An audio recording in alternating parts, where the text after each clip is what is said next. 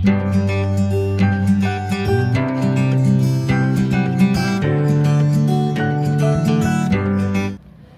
friends, this is Sheetal Naik and welcome to my channel E-Maths where Maths is made easy. So friends, हम learn कर रहे हैं grade 8 maths का chapter number 1 rational numbers और आज हम देखने वाले हैं exercise number 1.1. Question number 1, using appropriate properties find the solution of -2/3 into 3/5 plus 5/2 minus 3/5 into 1/6. तो फ्रेंड्स, जैसे मैंने आपको बोला है, जब भी हमें कुछ प्रॉब्लम सॉल्व करना होता है मैथ्स में बहुत ज़रूरी होता है हमें प्रॉब्लम का पहले ऑब्जर्वेशन करना है. आज तक हमने जो भी प्रॉपर्टी हमने सीखी है उसे हमें अभी अप्लाई करना है. तो हमने बहुत सारी प्रॉपर्टी सीखी है. एसोसिएटिव प्रॉपर्टी है, डिस्ट्रीब्यूटिव प्रॉपर्टी है, कम्यूटेटिव प्रॉपर्टी है, इनवर्स, रेसिप्रोकल, हाँ, फिर एडिटिव इनवर्स, ये सब हमने देखा है. और अब ये सब हमें लर्न करके याद करके यहाँ पे अभी वो कॉन्सेप्ट हमें यहाँ पे अप्लाई करने हैं. तो friends, first of all observation is very important. तो यहाँ पे आप देख सकते हो 1, 2 and 3 there are 3 terms in this example. आप सब लोगों को तो पता ही होगा कि टर्म्स जो होते हैं फ्रैक्शन या फिर कोई भी नंबर्स होते हैं उनके बीच में जब टर्म्स होते हैं तो डिवीजन या फिर मल्टीप्लिकेशन होता है और टर्म सेपरेट होती है एडिशन एंड सब्ट्रैक्शन के साइन से. यानी एडिशन या सब्ट्रैक्शन से टर्म क्या होती है, अलग अलग होती है. तो यहाँ पे साफ साफ दिखाई दे रहा है हमें कि यहाँ पे 3 टर्म्स हैं. तो friends, let us solve this example. First of all, ये एग्जांपल हम सॉल्व करने के लिए ये ऑब्जर्वेशन कर दिया हमने. तो यहाँ पे ऑब्जर्वेशन करने के बाद हमें 3 टर्म से ये समझ में आया है. और अगर हम और ऑब्जर्वेशन करते हैं तो हमें समझ में आएगा कि 3/5 और 3/5 यहाँ पे दो टर्म्स में रिपीट आ गया है.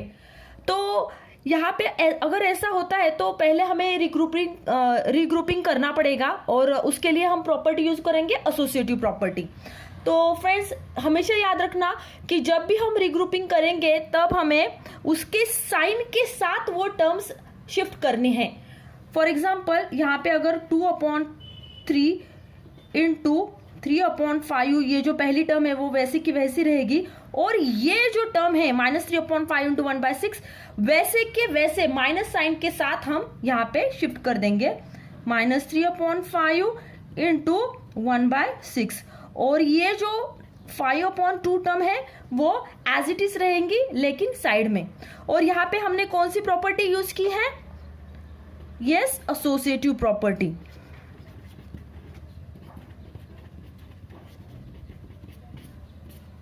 ओके, नाउ ये हमने यहाँ पे ये जो सेम टर्म्स वाले जो हैं नंबर्स उसके टर्म्स तो हमने साथ साथ अब लिए हैं. अब क्या करना है हमें?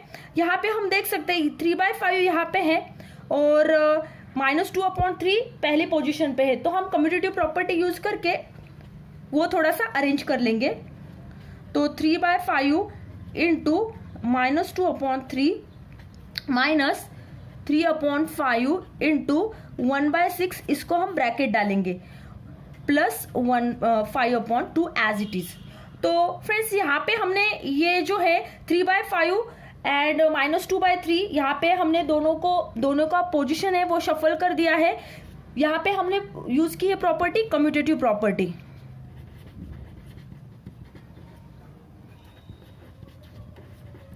ओके, अब नेक्स्ट स्टेप में हम क्या करेंगे?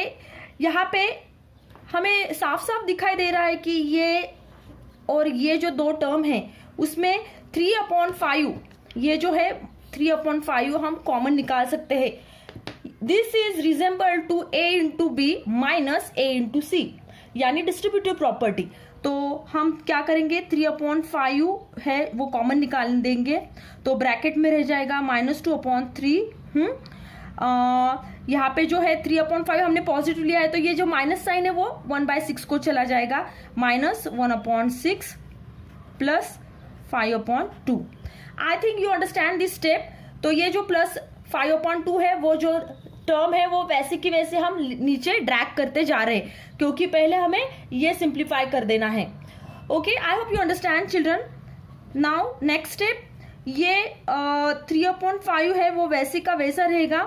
यहाँ पे आप देख सकते हो ये यहाँ पे दोनों का डिनोमिनेटर सेम नहीं है, फ्रैक्शन में या फिर रैशनल नंबर में डिनोमिनेटर सेम नहीं है, तो हमें एक तो डिनोमिनेटर सेम करने होते हैं, यानी हम एलसीएम निकाल सकते हैं या फिर क्रॉस मल्टीप्लिकेशन कर सकते हैं। यहाँ पे मैं क्रॉस मल्टीप्लिकेशन करने जा रही हूँ, और -2 × 6 -12, 3 × -1 -3 upon 3 2 6 3 18 plus 5/2 as it is. Okay, तो फ्रेंड्स यहाँ पे 3/5 मैंने जो है वो कॉमन निकाला है, और यहाँ पे हमने प्रॉपर्टी यूज की है डिस्ट्रीब्यूटिव प्रॉपर्टी। ओके, देन यहाँ पे जो है हम ये सिंप्लीफाई करेंगे, 3/5 माइनस, अभी देखो -12 एंड -3 दोनों का साइन क्या है, यहाँ पे दोनों का साइन निगेटिव है और सेम है। सेम साइन होता है तो हम क्या कर देते हैं, यस सेम साइन है तो हम एडिशन कर देते हैं और आंसर को देते हैं कॉमन साइन। तो यहाँ पे आ जाएगा -15/18 प्लस 5/2, और ये जो -15/18 है उसको फिर से हम क्या करेंगे, सिंप्लीफाई कर देंगे। 3 5 15 एंड 3 6 18, तो वो ब्रैकेट के बाहर निकाल देंगे, -5/6 प्लस 5/2। तो यहाँ पे हम वही सॉल्व कर देते हैं। अब यहाँ पे 3/5 ये मैं यहाँ पे वही स्टेप फिर से ले रही हूँ, -5 जो है 6 ब्रैकेट के बाहर plus 5/2, that is equal to, now we can simplify this step. ये जो स्टेप है हम सिंप्लीफाई करने जा रहे हैं। ओके, तो चलो सिंप्लीफाई करते हैं। 5 1 5, 5 1 5, 3 1 3, 3 2 6, -1 × 1 -1/2 प्लस 5/2। दोनों के जो डिनोमिनेटर है वो इक्वल है, तो हम आसानी से क्या कर सकते हैं, दोनों का addition subtraction whatever it is there we can do that. And -1 and +5 opposite signs are there will be subtraction, and greater number sign will be the answer get. Okay, so 5 में से -1, 5 -1 हो गए 4, और 4 को मिलेगा plus sign /2। फिर से simplify करेंगे, 2 1 2, 2 2 4, and answer is 2, positive 2। and I will suggest all of you to write in the standard form like this way, okay, because we are learning rational number, and in rational number answer should be always in standard format। okay, तो friends फिर से recapitulate करते हैं example, using appropriate property we are going to solve these sums। so friends यहाँ पे देखो हमने observe किया कि यहाँ पे 3 टर्म्स है, तो यहाँ पे जो कॉमन है वो जो 2 टर्म्स है हमने नजदीक लाए। ओके, ये जो टर्म है वो यहाँ पे शिफ्ट कर दी। ओके, आप देख सकते हो ये टर्म मैंने यहाँ पे शिफ्ट कर दी है, और फिर एसोसिएटिव प्रॉपर्टी हमने यहाँ पे यूज कर दी है, साइन के साथ वो टर्म हमने यहाँ पे शिफ्ट कर दी है। तो उसके बाद 3/5 जो है उसका कम्यूटेटिव प्रॉपर्टी के प्रॉपर्टी यूज करके हमने 3/5 का पोजीशन सेट कर दिया है। फिर डिस्ट्रीब्यूटिव प्रॉपर्टी यूज करके हमने 3/5 कॉमन निकाला है, and will be getting the answer. और उसके बाद हमने जो सॉल्व किया है क्रॉस मल्टीप्लिकेशन करके, यहाँ पे हमें आंसर मिल गया है 2/1। I hope you understand this sum. Let's see next example. So next example is 2/3। Okay, so this is next example. 2/3 into -3/7 -1/6 into 3/2 plus 1/14 into 2/5। तो फ्रेंड्स फिर से हमें क्या करना है, ऑब्जर्वेशन करना है। यहाँ पे अगर हमने ऑब्जर्वेशन किया तो हमें क्या दिखाई देगा, यहाँ पे फिर से 1 2 एंड 3 टर्म्स है यहाँ पे। ओके, और यहाँ पे कौन सा जो रैशनल नंबर है वो कॉमन आपको दिखाई दे रहा है वो हमें देखना है। So here which number is common? Here 2/5 is common in the both terms. So what can I do? I can shift this term here. Okay, so like first example also you can solve this example. So let's solve this example. So 2/3 into -3/7 as it is, और ये जो है term वो positive sign के साथ वैसे के वैसे हमें यहाँ पे शिफ्ट करनी है, प्लस 1/14 इंटू 2/5 माइनस 1/6 इंटू 3/2. तो फ्रेंड्स आप यहाँ पे क्लियर कट देख सकते हो, ये एक टर्म, ये एक टर्म, ये एक टर्म है, लेकिन ये जो लास्ट वाली टर्म है वो हमने बीच में लाई है, और यहाँ पे कौन सी प्रॉपर्टी हमने यूज की है?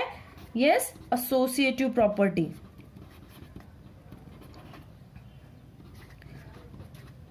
ओके, एसोसिएटिव प्रॉपर्टी यानी ग्रुपिंग की प्रॉपर्टी है. उसके बाद हम क्या करने वाले हैं, यहाँ पे जो है 2/3 है, 2/3 जो है, सॉरी 2/5 होना चाहिए, मैंने बाय मिस्टेकली यहाँ पे 2/3 लिख दिया है. सो हाँ, 2/5 जो है वो है, उसका पोजीशन हम क्या करेंगे, बाय कम्यूटेटिव प्रॉपर्टी वो सेट कर देंगे. 2/5 into -3/7 plus 2/5 into 1/14 minus 1/6 into 3/2. Now friends, we can solve this also here. 2 1s are 2, sorry, ये 2 वैसे के वैसे रखेंगे. 3 1s are 3, 3 2s are 6. Okay, तो यहाँ पे जो है हमने ये 2/5 ये यहाँ पे शफल किया, तो यहाँ पे हमने यूज की कम्यूटेटिव प्रॉपर्टी. आपको पता है commutative property of multiplication, a into b is equal to b into a. So यहाँ पे आया 2/5 इंटू -3/7 प्लस 2/5 इंटू 1/14 माइनस 1/2 2 ज़ा 4, है ना. You got this step. अब यहाँ पे आप ध्यान दीजिए यहाँ पे.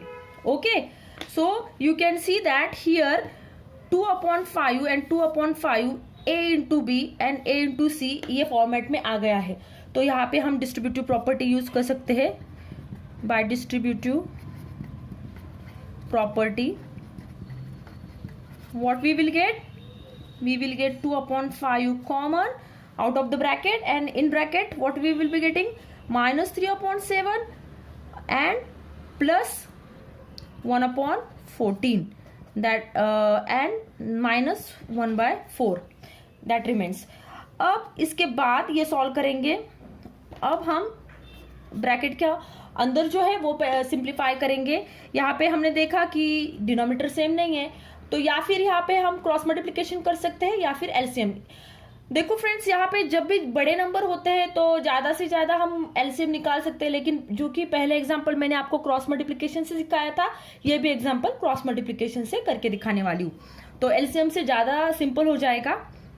तो 2/5 14 3 ज़ा -42 प्लस 7 1 ज़ा 7 अपॉन 14 7 ज़ा 98 माइनस 1/4 एंड 2/5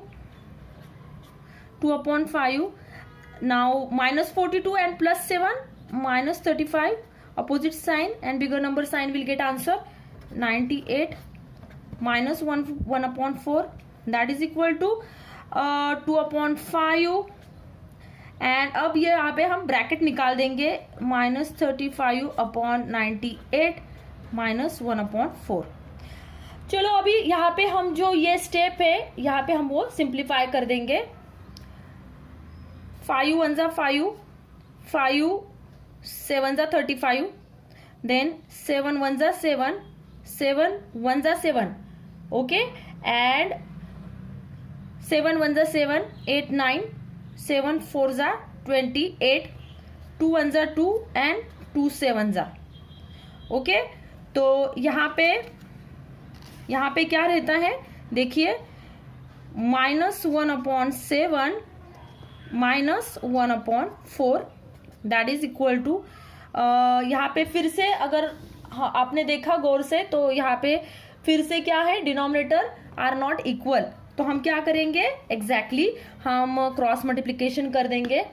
तो -1 इंटू 4 -4 -7 अपॉन 7 4 ज़ा 28, that is equal to now all both numbers are having equal sign, there will be addition and answer will get same sign, -4 and 7, so -11 upon 28, this will be our final answer।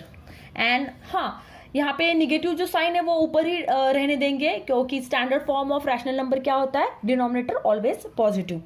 So friends, फिर से ये example देखते हैं कैसे solve किया हमने। 2/5 into -3/7 -1/6 into 3/2 plus 1/14 into 2/5। तो यहाँ पे हमने ग्रुपिंग किया है, जो लास्ट टर्म है वो यहाँ पे सेकंड नंबर पे उसका पोजीशन हमने शिफ्ट कर दिया है बाय एसोसिएटिव प्रॉपर्टी। उसके बाद कम्यूटेटिव प्रॉपर्टी से हमने 2/5 जो है उसका पोजीशन फर्स्ट पोजीशन कर दिया है। उसके बाद डिस्ट्रीब्यूटिव प्रॉपर्टी से 2/5 जो है वो हमने कॉमन निकाला है, ब्रैकेट के अंदर रह गया -3/7 प्लस 1/14 -1/4। ये -1/4 कैसे आया, ये यहाँ पे 3 1 ज़ा 3 3 2 ज़ा 6 एंड -1/2 2 ज़ा 4, तो ये यहाँ पे -1/4 आ गया है। उसके बाद 2/5 जो है ये -42 प्लस 7 जो है क्रॉस मल्टीप्लिकेशन करके आया है, उससे हमने आंसर निकाला, तो -35/98 है। यहाँ पे जो सिंप्लीफिकेशन है मैं फिर से आपको बता रही हूँ फ्रेंड्स। 2 1 ज़ा 2, देन सॉरी यहाँ पे पहले मैंने 5 से लिया है, 5 1 ज़ा 5 5 7 ज़ा 35 7 1 ज़ा 7 7 को 98 से डिवाइड किया है, 7 1 ज़ा 7 रिमेन्स टू बिकम्स 28, देन 7 4 ज़ा 28 2 1 ज़ा 2 2 7 ज़ा 40 2 7 ज़ा 14। सो आंसर आया है 1 इंटू -1 अपॉन 7। आप यहाँ पे देख सकते हो -1/7 -1/4। तो फ्रेंड्स यहाँ पे हमने फिर से उसको क्रॉस मल्टीप्लिकेशन करके आंसर फाइंड आउट करना है, क्योंकि denominators are not equal. So -1 into 4 -4 and 7 1 ज़ा 7 -7/28 -11/28। So this is our next example of exercise 1.1, question number 1 and 2 example we have solved in this session. So friends, I hope you understand all these steps, and keep studying and keep watching my channel. Bye.